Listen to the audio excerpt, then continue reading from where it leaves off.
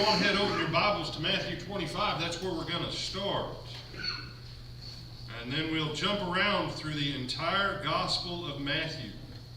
Yet we will still be done in a reasonable amount of time. What's reasonable? 45 minutes to an hour? Is that reasonable, young man? All right, so Tommy says no on 60 minutes, so 59 it is. You know, as we come to this passage, I'm going to start out. If you've ever been to an Alcoholics Anonymous meeting, or if you've seen them reenact them on TV, whenever someone speaks in an Alcoholics Anonymous meeting, they say, "Hi, my name is Joe or Jim or Susie or whatever, and I'm an alcoholic." Now, I've always been a fan of, you should change that. But as we start this passage in Matthew 25, I'm going to stand up here and I'm going to say, "Hi, my name is Brian, and I'm a former goat." It's all right, Phyllis. Don't worry, you've been a goat too. All right? Well, but that's the point of the lesson this morning. You'll get to the road of being a sheep quicker if you admit that maybe you're a goat this morning. Because the only way you can become one of the sheep, if you aren't one of the sheep already, is to say, "I have been a goat, but Lord, if you can change water into wine, you can change a goat into a sheep." If you remember what it said in the Old Testament, someone one time they said the ancient Israelites were very, very dark-skinned like Africans. I said, "That can't be." And they said, "No, it is." And I said, "No, that can't be." And they said, "Why?" I said, "Because in the ancient scriptures, the question was posed to the ancient nation of Israel, can a leopard change the spots, or the Ethiopian change the color of his skin?" And you know what the answer to the question was in the Old Testament? Under no circumstances can you make that kind of change. But with Jesus and the wedding feast in Cana of Galilee, if he can change water into wine, he can make a leopard change its spots. He can turn a serpent into a lamb. He can turn a wolf into a lamb. He can turn a goat into a lamb. The challenge that we have today, as we're going to see in this passage, is being honest within ourselves as we start the new year, that maybe we're not as sheeply as we sometimes think. So let us read the Word of God, beginning in verse 31 of Matthew 25. "When the Son of Man shall come in his glory, and all the holy angels with him, then shall he sit upon the throne of his glory. And before him shall be gathered all nations, and he shall separate them one from another, as a shepherd divides sheep from the goats. And he shall set the sheep on his right hand, but the goats on the left. Then shall the king say unto them on his right hand, Come, ye blessed of my Father, inherit the kingdom prepared for you from the foundation of the world. For I was hungry, and ye gave me meat, and I was thirsty, and ye gave me drink, and I was a stranger, and ye took me in, naked, and ye clothed me. I was sick, and ye visited me. I was in prison, and ye came unto me. Then shall the righteous answer him, saying, Lord, when did we see you hungry and feed, or thirsty and gave drink? When did we see you a stranger and took you in, or naked and clothed you? Or when did we see you sick or in prison and came unto you? And the king shall answer and say unto them, Verily I say unto you, as much as ye have done unto one of the least of these my brethren, ye have done unto me. Then he shall say also to them on the left hand, Depart from me, ye cursed, into everlasting fire, prepared for the devil and his angels. For I was hungered, and ye gave me no meat. I was thirsty, and ye gave me no drink. I was a stranger, and ye took me not in. Naked, and ye clothed me not. And in prison, and ye visited me not. Then shall they also answer him, saying, Lord, when did we see you hungered, or thirst, or a stranger, or naked, or sick, or in prison, and did not minister unto you? Then he answered them, saying, Verily I say to you, inasmuch as you did not to one of the least of these, you did not to me. And these shall go away into everlasting punishment, but the righteous into life eternal. There's some different things with this, some different winds. It was the winds that struck me as I was looking at this. When the Son of Man shall come. This goes back a couple pages in your Bibles. When you go over to Matthew chapter 24, and Jesus is talking about the end of time, and he gets over there to verse 42, and he starts with this thing, watch therefore, for you know not what hour your Lord does come. Then verse 44, he's coming in an hour when you think not. And then verse 46, blessed is that servant whom, when his Lord, when he comes, shall find him so doing. And then verse 48, you have that wicked servant that says, my Lord delays his coming. So he doesn't do what he's supposed to. Now I want you to notice, they're all servants of the Lord. They're all servants. Then verse 50, the servant of that Lord shall come. And so Jesus makes the point. He makes that point to be ready.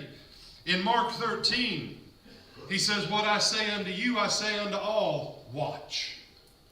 You see, when he comes. And so I want us to think about this lesson. What if Jesus would have come before Brother Andrew sang the first song? Between Tom sitting down and Andrew getting up, what if Jesus would have come and we find ourselves right now on New Year's Day in front of Jesus on his throne of glory? You say, but brother, he didn't. Ah, but what if? Here's the problem with when. When he doesn't tell you when the when is, the when can be any time. Because when he comes, the people are going to answer back to this question. And they're going to say, Lord, when did we? When? It's like this Christian thing is something that happens now in real time and in real space. Some of you saying, you know, Brother Brown, I'm glad 2022 is over because in 2023 I'm looking forward to doing this thing that I put off in the last 20 years in my life. When are you going to do it? If you're waiting for the ideal time, who understands there is never an ideal time? There's never an ideal time. Ask any farmer who's ever plowed his field. There's times where the field's a little bit too dry. Sometimes it's a little bit too wet. If you wait till everything is perfect, you say, what do you know about farming? I know what the Lord said. If you watch the wind or you watch the rain and you're waiting to set your whole life by the weather forecast, you'll never do anything. That's what Ecclesiastes tells us. One time up in Wisconsin, old boy needed his fields plowed. He'd harvested his potatoes, but he needed his fields turned back under. His hand, something had happened to his hand, and I was just passing through for about a week.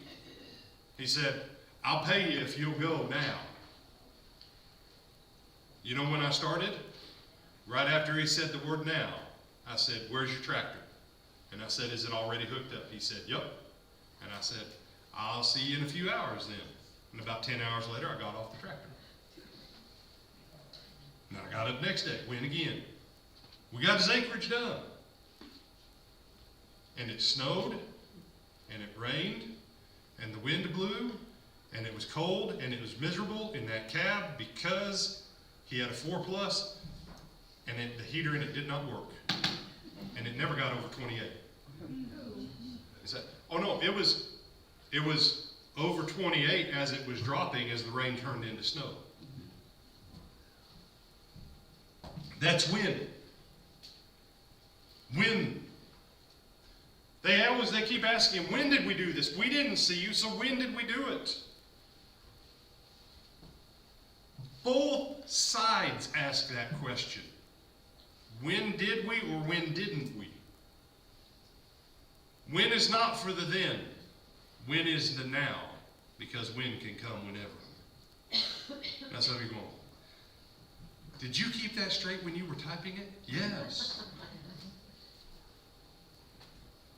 When will never be sometime future. When is always now. Because this is all you've got. This is it. All right. That's our first warning. I want you to see something else about these folks. See, it's easy for us to read this passage and go, we are the holy ones. We thank you because we're so pure, Jesus. We're your sheep. And those naughty goats, they're from the devil. No. You know, for the most part, Jesus, unless he's talking to Pharisees and Sadducees, Jesus is always talking to disciples in the Gospel of Matthew. Back in Matthew chapter 7, there's a group, and he says in verse 21, not everyone that says to me, Lord, Lord, shall enter into the kingdom of heaven, but he who does the will of my Father which is in heaven. Many will say to me in that day, Lord, Lord, have we not prophesied in your name? And in your name have we not cast out many devils, and in your name done many wonderful works? Then I will profess to them, I never knew you. Depart from me, you that work iniquity. They called him Lord. They called him Lord. But they didn't do what the Father said. They did works, but they didn't do what he said. You see, there's two sides to this. And it starts back in Matthew 5:43. You've heard that it's been said you shall love your neighbor and hate your enemy.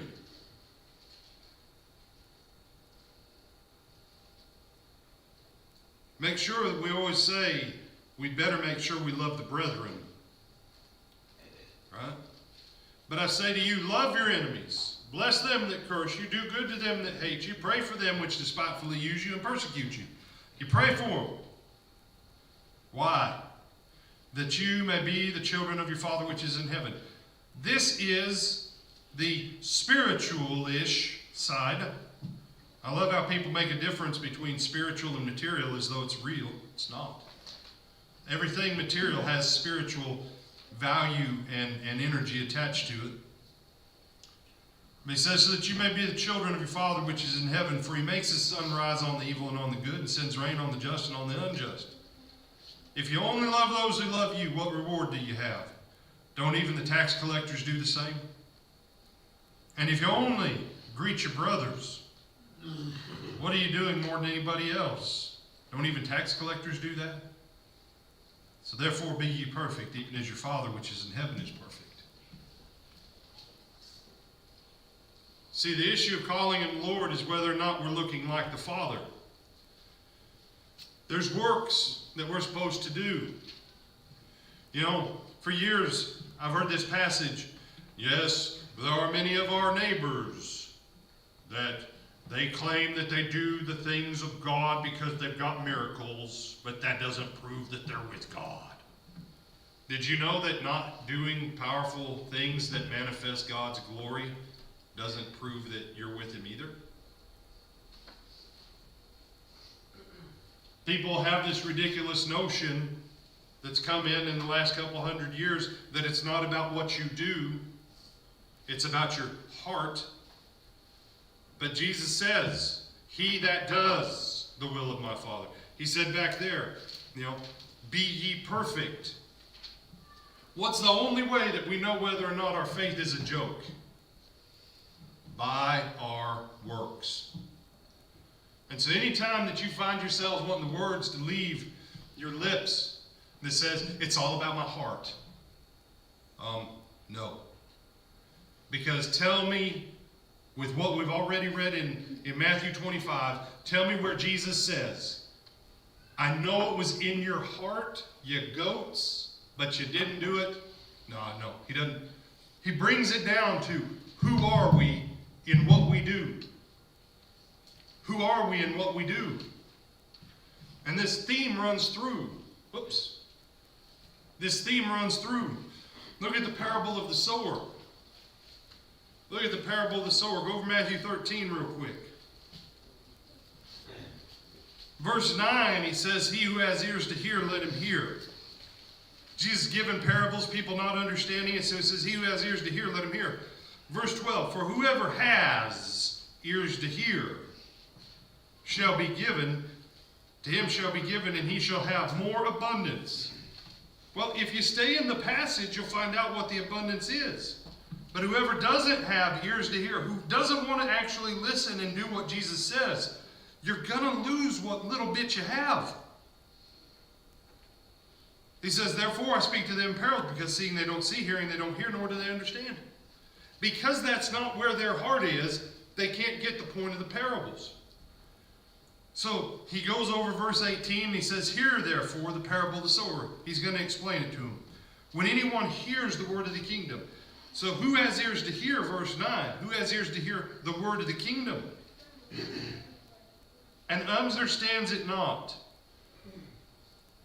See, we all have the opportunity to hear. Some people don't understand.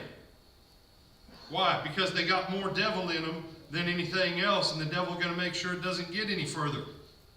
Verse 20, there's some that hear it and they receive it joyfully, but the moment they encounter a little bit of hardship because of the word, boom, they fall out. Then verse 22, now we look at the goats. Verse 22, you can write the word goats, and verse 23, you can write the word sheep. Verse 22, he that received the seed among the thorns is he that hears the word, and the cares and the deceitfulnesses of riches choke the word, and he becomes unfruitful. You see, it's a legit plant. It's a legit plant. I know I don't know as much about gardening as Brother Russell does, but I know this. Every time he's planted a seed of corn, he never has expected it to yield greens. Corn yields corn. Okay. All right, we're on the same page. The seed of the word can only yield the plant that Jesus came to bring forth. But there are some that what? And we can get our feelings hurt, or we can sometimes look at our own hearts and say, you know what? I haven't had ears to hear. I've had an ear, and I've had a work, and I've had a love for the care of this world, and this is why my Christian life has basically no fruit. And I'm in the goat category. But here's the beauty. Any time that you're ready to stop being unfruitful, any time you're ready to stop being a goat, you can come to the other side. Verse 23. But he that received seed into good ground is he that hears the word and understands, which also bears fruit and brings forth. Now see, what was it we saw? Back over in verse 12. To him that has ears to hear that word of the kingdom shall be given even more, and he'll have abundance. Well, what's the abundance? That he can yield some 100-fold, some 60-fold, and some 30-fold. See, in the context, that's what it is.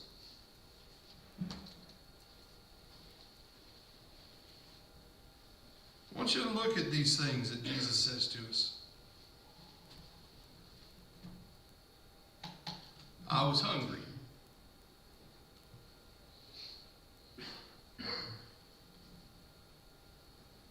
You got a piece of bread and a can of tuna fish?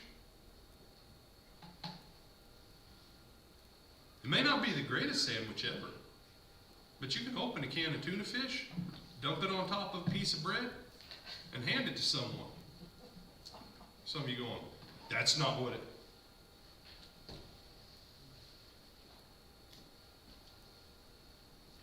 If you were to take and empty your pocket and leave behind your ID and your bank card, you know what you'd find after about 4 days? That a dry bread tuna sandwich with a cup of water tastes real good.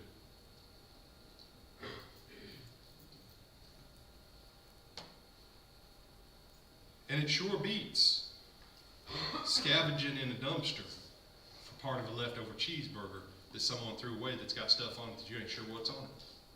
But that's your meal that day. You say, how hard is it to go through one of the fast food restaurants? You're only a minute and a half down the road from that person.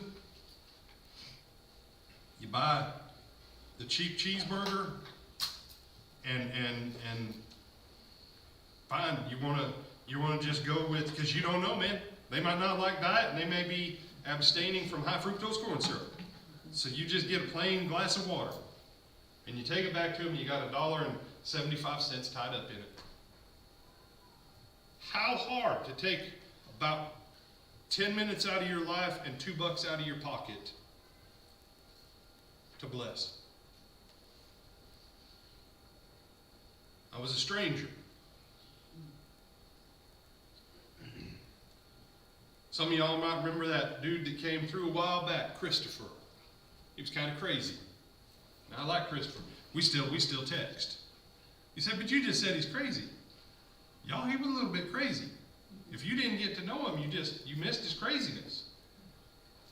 But the boy's unique. He jumps on trains, he rides all across the United States, he gets out, he walks for 5 to 10 days, and he gets some of the most stunning photography and video that you'll ever see in America. The dude sees the whole country in a totally different way.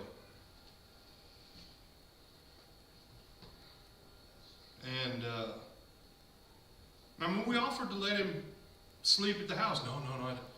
So, we said, well, you can sleep underneath the covered walkway here at the church. Now some people, you were going to let someone wandering through sleep under? Yeah. Why do you think we have roofs on the church building? Just so that we stay dry for 4 hours a week? Come on.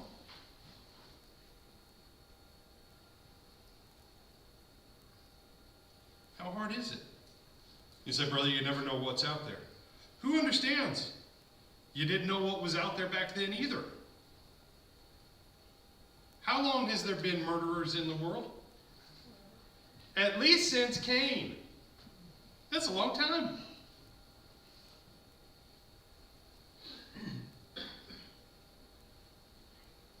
Naked and you clothed me. Now, here's a ministry opportunity. It's called Go to the Beach all year long in Florida and just hand people clothes. Because by God's definition, 80% of people are naked anyways. Say no, brother. I know.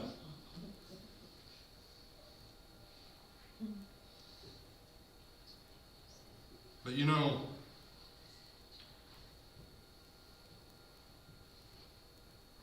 if you got extra of something and you know somebody's got little or nothing of it, how hard is it to give some?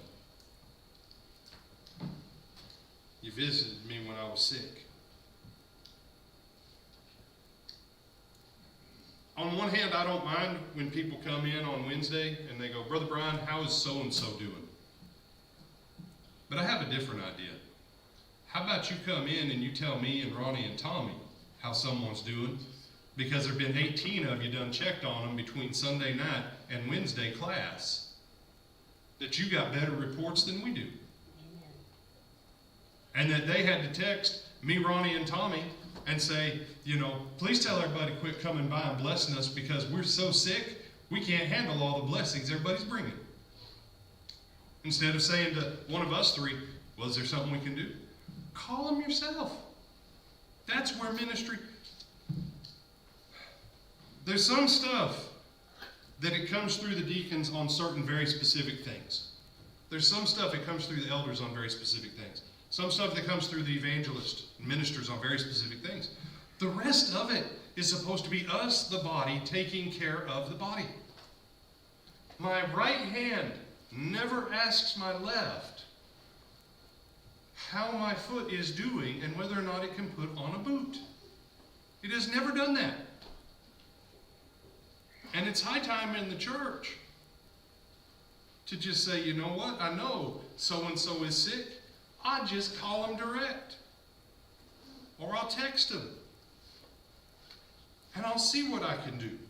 And then guess what? Just go do it. Just go do it.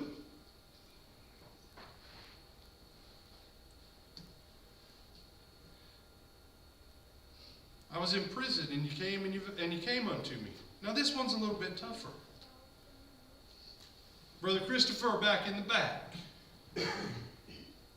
See, I didn't talk anything about prison stuff because I figure next fall you'll be back for your annual visit. You'll tell us all about it then. Why is prison ministry hard? Well, there's a lot of reasons. You have to have background checks, right? Yes, sir. Then you have to keep in mind everything you have to leave out of your pocket and not have in your car when you're in the parking lot, because so much of it. Did you know you can't have shotguns in your car with ammunition in the prison parking lot? They frown on that. You say, how many of us do that? I don't know. But maybe you keep guns. Maybe you keep machetes. I don't know. Everybody should have machetes in Florida, because did you know if you get lost off the road by 3 feet, if you don't have a machete, you might not get back out. And then there's all those locks that you have to go through. And brother, that's why I'm so glad that you do that ministry. Because you got the patience to go through that process day in and day out. That ain't me. But I'm happy to support you with prayers and anything else so that you can do that. And so on that one, yeah, we kind of have a reason why we've got prison ministers. But if you really want to go into the prison with Christopher, he'll help you get your ducks in a row so that you can do that. Back in ancient times, you could just, hey, I'm here to see such and such. I brought him food. Here's 2 denarius bribe. Let me go in and see him. It was common to bribe prison officials back in those days. You understand, you do that now, you get in trouble.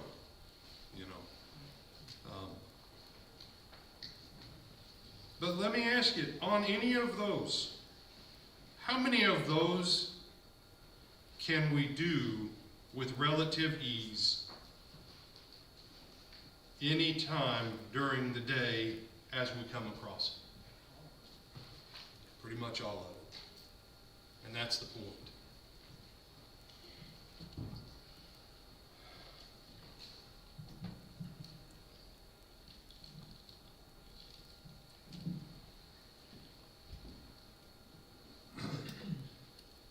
I think that's the most scary part of this passage. Everybody else likes to read this passage as though it's the final judgment of the world. No, this is the judgment of the church.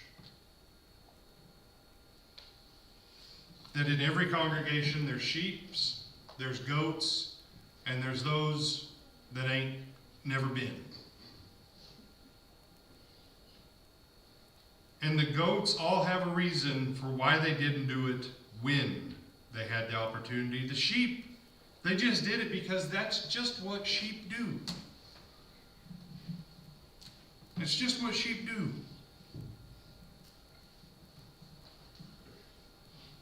That's why when their master said, you did this, they were like, when? They were shocked because they didn't think they'd been doing it. And the goats, they thought they'd been fine for their whole life. And they were shocked to find out they'd missed the entire boat. Because these are disciples. Lesson's fixing to be yours in under an hour.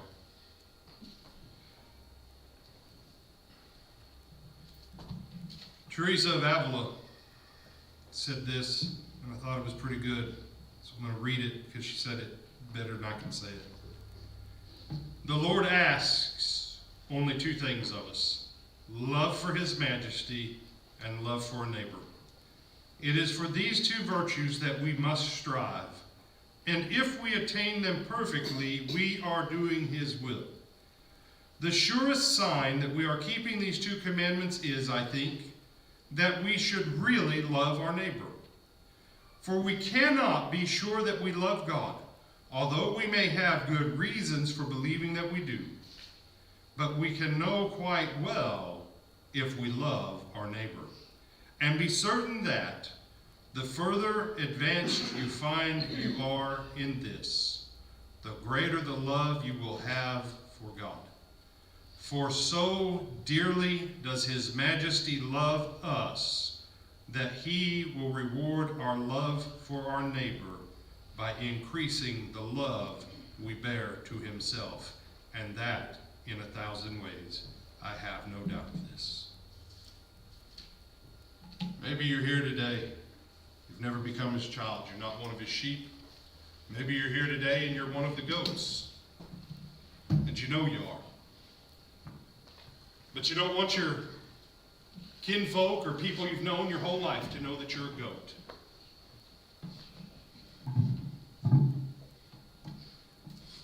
Can I tell you, it's better to confess you're a goat here and to go over and be converted and become a sheep and get back on track. Because on that day, if you're on the goat side of the equation, there is no more opportunity. So you can worry about being embarrassed in this world, in this life, in this time right now, and it'll last for about 30 minutes. But there, it lasts for eternity. And so today, don't close out your year, your old year, and don't begin the new one. Hit me, kid. If you want next year to be better than last year was in your walk of faith, you've got to start this year better, and you've got to start it on His agenda.